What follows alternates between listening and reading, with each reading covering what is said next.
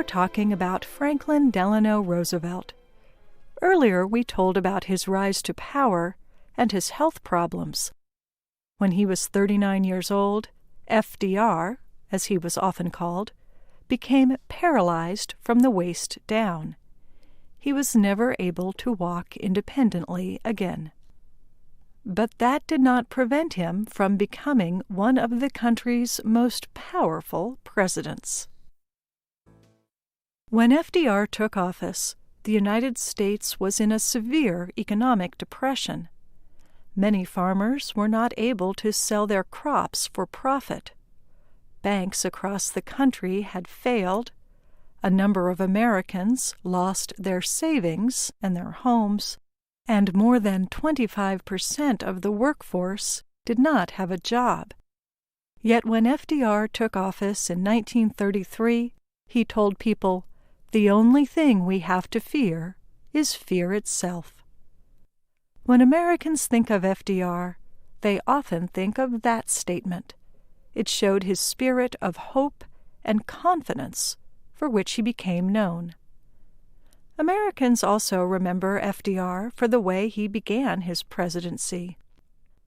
In his first 100 days, he signed more than 70 bills into law.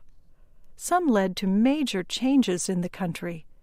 They helped calm the country's banking industry, provided federal aid directly to farmers and the unemployed, and created public works programs. The acts formed the base of what FDR and others called the New Deal. Some New Deal programs, including the Civilian Conservation Corps and the Tennessee Valley Authority, created government-funded jobs.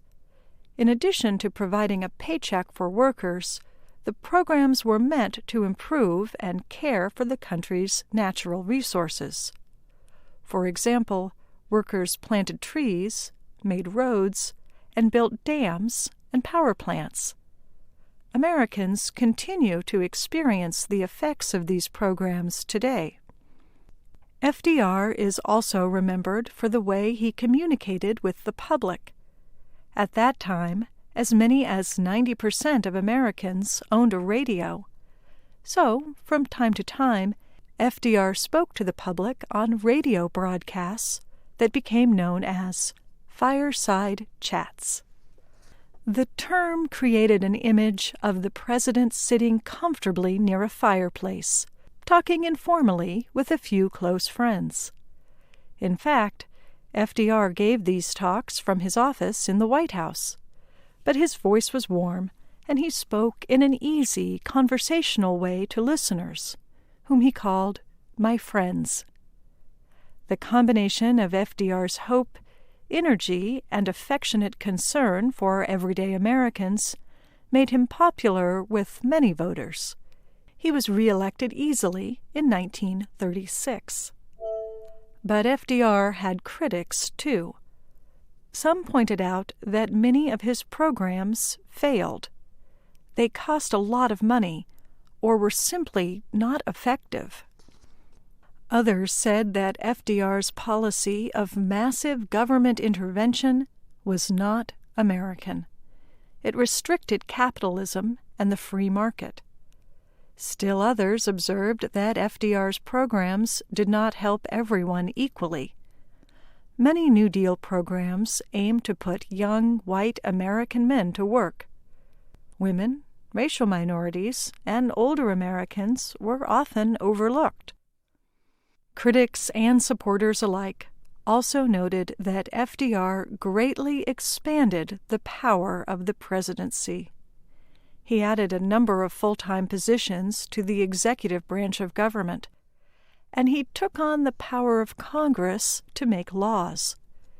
Even the Supreme Court found that FDR had, in some cases, gone too far. It ruled that some of his actions were illegal. FDR worried that the Supreme Court would block many of his other New Deal programs, too. So he proposed a rule.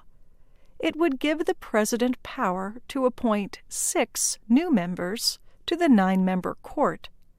His appointments would almost certainly make sure that his New Deal programs could continue.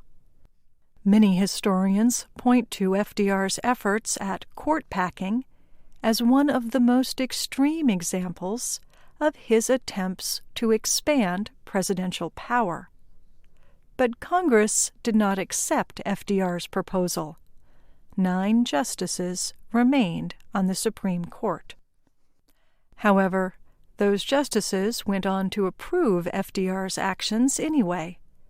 They supported programs such as Social Security, which was set up to help older adults, disabled people, and others who needed support, and the Wagner Act, which permitted workers to organize in a trade union. While these efforts and other programs were important parts of FDR's reform efforts, they did not stop the Great Depression. None of the New Deal programs really did. The economy continued to struggle. For several years, the president had been warning lawmakers and other Americans about the political forces in Japan, Germany, and Italy. Leaders in those countries supported nationalist movements and had already invaded or taken control of other areas. By 1941, more than 30 countries were involved in the conflict. Many Americans had wanted the U.S. to remain neutral. They regretted becoming involved in World War I. For years, they had taken steps to prevent another major international conflict. Lawmakers had even banned the U.S. government from selling or giving weapons to warring countries. But FDR believed World War II was different. He believed that Germany was the clear aggressor and needed to be stopped. So, in the 1930s, FDR received permission from Congress to provide weapons to the countries opposing Germany. After Germany took control of France, FDR received permission to give direct military aid to Britain. In addition, FDR began preparing the U.S. military for war. On December 7, 1941, Japanese forces bombed American ships at the U.S. Navy base in Pearl Harbor, Hawaii. More than 2,400 Americans died at Pearl Harbor, and more than 1,700 were wounded. The day after Pearl Harbor was attacked, Congress quickly approved FDR's request to declare war against Japan. 3 days later, Germany and Italy declared war on the United States. American lawmakers responded in kind. The U.S., which had remained neutral for many years, was now completely involved in World War II. During the war, FDR directed much of his attention to what would happen after the fighting stopped. He wanted to create an international order that would improve peace and cooperation. To that end, he helped organize 26 countries into a group he called the United Nations. FDR also believed that the world's future security depended, in large part, on cooperation between the U.S. and the Soviet Union.